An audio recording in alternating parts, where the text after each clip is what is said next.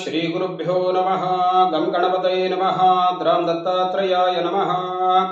ವೀಕ್ಷಕರೇ, ಇವತ್ತಿನ ವಿಷಯ ಅಂತಂದ್ರೆ ಗುರು ಜೂನ್ 1ನೇ ತಾರೀಕು ಮಿಥುನ ರಾಶಿಯಿಂದ ಕರ್ಕ ರಾಶಿಗೆ ಪ್ರವೇಶವನ್ನ ಮಾಡ್ತಾ ಇದ್ದಾನೆ. ಸೊ ಈ ಕರ್ಕ ರಾಶಿಗೆ ಪ್ರವೇಶವನ್ನ ಮಾಡಿದಾಗ ಯಾವ್ಯಾವ ರಾಶಿಗಳಿಗೆ ಯಾವ್ಯಾವ ಗೋಚರದಲ್ಲಿ ಯಾವ್ಯಾವ ಸ್ಥಾನದಲ್ಲಿ ಗುರು ಮುಂದುವರಿತಾನೆ, ಅದರಿಂದ ಆ ರಾಶಿಗೆ ಒಳ್ಳೆಯದೋ ಅಥವಾ ಅಲ್ಲಿ ಅನಿಷ್ಟ ಫಲ ಸಿಗುತ್ತೋ ಅಂತ ಅನ್ನೋದನ್ನ ಇವತ್ತು ನಾವು ಚಿಂತನೆಯನ್ನ ಮಾಡ್ತೇವೆ. ತಮಗೆಲ್ಲರಿಗೂ ಆತ್ಮೀಯವಾದಂತಹ ಸ್ವಾಗತ. ವೀಕ್ಷಕರೇ, ಒಂದು ವೇಳೆ ನಮ್ಮ ಚಾನಲ್ ಅನ್ನು ಸಬ್ಸ್ಕ್ರೈಬ್ ಮಾಡದೇ ಇದ್ರೆ ತಪ್ಪದೆ ಖಂಡಿತವಾಗಿಯೂ ಮಾಡಿ. ಯಾಕೆಂದ್ರೆ ದತ್ತ ಚೈತನ್ಯ ಫೌಂಡೇಶನ್ ಅನೇಕ ಉಪಯುಕ್ತ ಮಾಹಿತಿಯನ್ನ, ಅಂದ್ರೆ ಜ್ಯೋತಿಷ್ಯ ಇರ್ಬೋದು, ವಾಸ್ತು ಇರ್ಬೋದು, ಇದೆಲ್ಲ ವಿಷಯವನ್ನ ತಮ್ಮೊಂದಿಗೆ ಹಂಚಿಕೊಂಡಿದ್ದೇನೆ. ಕುಂಭ ವಿವಾಹ ಇರ್ಬೋದು, ಕಾಲಸರ್ಪ ದೋಷ ಇರ್ಬೋದು, ಪಿತೃದೋಷ ಇರ್ಬೋದು, ಅದೆಲ್ಲಕ್ಕೂ ಸಂಬಂಧಪಟ್ಟಂತೆ ಅನೇಕ ಮಾಹಿತಿಯನ್ನ ನಮ್ಮ ಚಾನಲ್ ತಮಗೆ ಒದಗಿಸ್ತಾ ಇದೆ. ಅದೆಲ್ಲವನ್ನ ನೋಡ್ಕೊಳ್ಳಿ, ಖಂಡಿತವಾಗಿ ಒಳ್ಳೆಯದಾಗುತ್ತೆ. ನೋಡಿ, ಇವತ್ತಿನ ವಿಷಯ ಅಂತಂದ್ರೆ ಗುರು ಜೂನ್ 1ನೇ ತಾರೀಕು ಮಧ್ಯರಾತ್ರಿ ಸುಮಾರು 1:50 ಮಿಥುನ ರಾಶಿಯಿಂದ ಕರ್ಕ ರಾಶಿಗೆ ಪ್ರವೇಶವನ್ನ ಮಾಡ್ತಾ ಇದ್ದಾನೆ. ಅದರ ಪುಣ್ಯಕಾಲ ಅಂತಂದ್ರೆ ಜೂನ್ 1ನೇ ತಾರೀಕು ಮಧ್ಯರಾತ್ರಿ 12 ಗಂಟೆಯಿಂದ ಬೆಳಗಿನ ಜಾವ 3:40 ಪುಣ್ಯಕಾಲ ಇರುತ್ತೆ. ಇಲ್ಲಿ ವಿಶೇಷವಾಗಿ ತೀರ್ಥ ಸ್ನಾನಾದಿಗಳನ್ನ ಮಾಡುವುದರಿಂದ ಗುರುದೋಷವನ್ನ ನಾವು ಪರಿಹಾರ ಮಾಡ್ಕೊಳ್ಳಿಕ್ಕೆ ಸಾಧ್ಯತೆ ಇದೆ.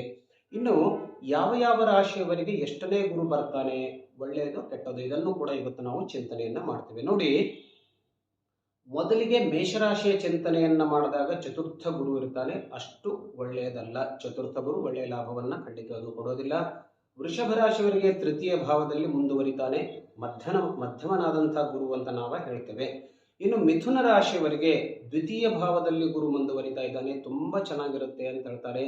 ಆರ್ಥಿಕವಾಗಿ ಒಳ್ಳೆಯ ಲಾಭವನ್ನ ಗುರು ತಂದು ಕೊಡ್ತಾನೆ. ಮತ್ತು ಇನ್ನು ಕರ್ಕ ರಾಶಿಯವರಿಗೆ ಅಂದ್ರೆ ಅದೇ ರಾಶಿಯಲ್ಲಿದ್ದಾಗ ಗುರು ಕರ್ಕ ರಾಶಿಯಲ್ಲಿ ಉಚ್ಚನಾಗಿರ್ತಾನೆ.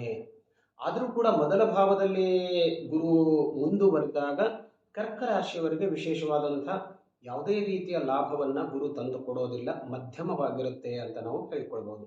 ಇನ್ನು ಸಿಂಹ ರಾಶಿಯವರಿಗೆ 12ನೇ ಭಾವದಲ್ಲಿ ಗುರು ಮುಂದುವರಿತಾ ಇದ್ದಾನೆ. ಷಷ್ಠಾಷ್ಟಮ ವ್ಯಯದಲ್ಲಿ ಗುರು ಬಂದಾಗ ತುಂಬಾ ಸ್ವಲ್ಪ ಹಾನಿಯನ್ನ ಉಂಟು ಮಾಡ್ತಾನೆ ಅಂತ ಹೇಳ್ತಾರೆ. ಸ್ವಲ್ಪ ಸಿಂಹರಾಶಿಯವರು ಎಚ್ಚರಿಕೆಯಿಂದ ಇರೋದು ತುಂಬಾ ಒಳ್ಳೆಯದು. ಇನ್ನು ಕನ್ಯಾ ರಾಶಿಯವರಿಗೆ ಏಕಾದಶ ಭಾವ ಅಂದ್ರೆ ಲಾಭಸ್ಥಾನದಲ್ಲಿದ್ದಾಗ ಏಕಾದಶದ ಗುರು ಸರ್ವ ಸಮೃದ್ಧಿಯನ್ನ ಕೊಡ್ತಾನೆ, ಯಶಸ್ಸು ಕೀರ್ತಿಯನ್ನ ಖಂಡಿತವಾಗಿಯೂ ಕೊಡ್ತಾನೆ. ತುಲಾ ರಾಶಿಯವರಿಗೆ 10ನೇ ಭಾವದಲ್ಲಿ ಮುಂದುವರೆದರೆ ಗುರು ಮಧ್ಯಮ ಫಲವನ್ನ ಕೊಡ್ತಾನೆ. ಈ ಕಡೆ ವಿಶೇಷವಾಗಿ ಯಾವುದೇ ರೀತಿಯ ನಷ್ಟವನ್ನ ಮಾಡದೇ ಇದ್ರೂ ಕೂಡ ವಿಶೇಷವಾದಂತಹ ಶುಭ ಫಲವನ್ನೂ ಕೂಡ ಕೊಡೋದಿಲ್ಲ. ಆದರೂ ನಿಮ್ಮ ಜಾತಕಕ್ಕೆ ಅನುಸಾರವಾಗಿ ಗುರು ಒಳ್ಳೆಯ ಫಲವನ್ನ ಖಂಡಿತವಾಗಿಯೂ ತುಲಾ ರಾಶಿಯವರಿಗೆ ಕೊಡಬಹುದು. ಇನ್ನು ವೃಶ್ಚಿಕ ರಾಶಿಯವರಿಗೆ 9ನೇ ಭಾವದಲ್ಲಿ ಅಂತಂದ್ರೆ ಭಾಗ್ಯಸ್ಥಾನದಲ್ಲಿದ್ದಾಗ ತುಂಬಾ ಒಳ್ಳೆಯ ಫಲವನ್ನ ಖಂಡಿತವಾಗಿ ವೃಶ್ಚಿಕ ರಾಶಿಯವರಿಗೆ ಈ ಒಂದು ಅವಧಿ ಖಂಡಿತವಾಗಿಯೂ ಇರುತ್ತೆ. ನೋಡಿ, ಈ ಗುರು ಜೂನ್ 1ರಿಂದ 31 ಅಕ್ಟೋಬರ್ ವರೆಗೆ ಕರ್ಕ ರಾಶಿಯಲ್ಲಿ ಮುಂದುವರಿತಾ ಇದ್ದಾನೆ. ನಂತರ ಸ್ವಲ್ಪ ಮಟ್ಟಿಗೆ ಗುರು ಸಿಂಹರಾಶಿಗೆ ಪ್ರವೇಶವನ್ನ ಮಾಡ್ತಾನೆ. ಯಾವಾಗ?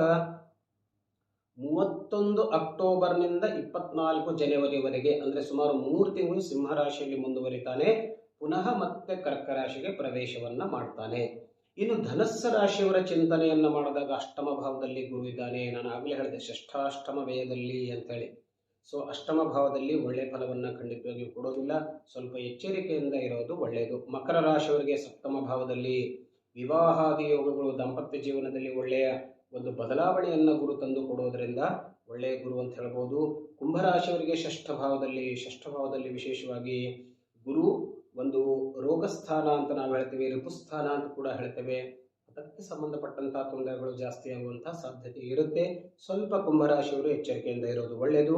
ಇದ್ದದ್ದರಲ್ಲಿ ಮೀನರಾಶಿಯವರಿಗೆ ಪಂಚಮ ಭಾವದಲ್ಲಿದ್ದಾಗ ವಿದ್ಯಾಸ್ಥಾನ, ಸುತಸ್ಥಾನ ಅಂತ ಹೇಳ್ತೀವಿ ನಾವು, ತುಂಬಾ ಒಳ್ಳೆಯ ಫಲವನ್ನ ಕೊಡ್ತಾನೆ. ಅದರಲ್ಲೂ ವಿಶೇಷವಾಗಿ ಮೀನರಾಶಿಯವರಿಗೆ ಶನಿ ಪ್ರಭಾವವನ್ನು ಕಡಿಮೆ ಮಾಡಿಬಿಟ್ಟು ಇದ್ದಂಥ ಎಲ್ಲ ತೊಂದರೆಗಳಿಗೆ ಒಂದು ಒಳ್ಳೆಯ ದಾರಿಯನ್ನ ಗುರು ಖಂಡಿತವಾಗಿಯೂ ಕೊಡ್ತಾನೆ. ಮತ್ತೆ ಇಂಡಿವಿಜುವಲ್ ಆಗಿ ಬೇರೆ ಬೇರೆ ರಾಶಿಗಳ ಒಂದು ಫಲವನ್ನ ನೋಡೋಣ.